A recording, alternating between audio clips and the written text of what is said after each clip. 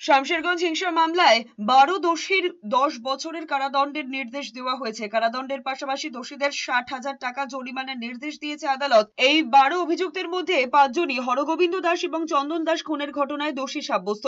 হিংসার সময় বলরাম পাল নামে এক ব্যক্তির বাড়িতে পুড়িয়ে মারার চেষ্টা এবং মারধরের ঘটনায় একটি মামলা রুজু করেছিল শামশেরগঞ্জ থানার পুলিশ।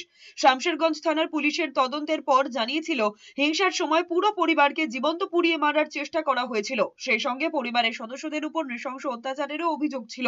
আগুন লাগানো এবং খুনের চেষ্টার ঘটনার গুরুত্ব বিচার করে পুলিশ আলাদা একটি মামলা রুজু করেছিল, যার তদন্ত চলেছে পৃথকভাবে। সেই ঘটনাতেই এবার 12 জনের 10 বছরের হাজতবাসের নির্দেশ দিয়েছে আদালত। প্রসঙ্গত, গত বছর 12ই এপ্রিল সংশোধিত ওয়াকফ আইনের প্রতিবাদের বিক্ষোভকে কেন্দ্র করে গত বছর অশান্ত হয়ে উঠেছিল জঙ্গিপুরের শামশেরগঞ্জ, সুতি, ধুলিয়ানের মতো এলাকা। সেই হিংসায় হরগোবিন্দ দাস এবং তার ছেলে চন্দন দাসকে কুপিয়ে খুনের অভিযোগ ওঠে। এই ঘটনায় অভিযুক্ত 13 জনকে গত বছরের ডিসেম্বরে যাবজ্জীবন কারাদণ্ড দিয়েছিল জঙ্গিপুর আদালত। বিচারক এও জানিয়েছিলেন, রাজনৈতিক নয়, ব্যক্তিগত রোষে ওই জোড়া খুনের ঘটনাটি ঘটে। ঘটনাটি নিয়ে সে সময় বিস্তর জলঘোলা হয়েছিল রাজ্য রাজনীতিতে।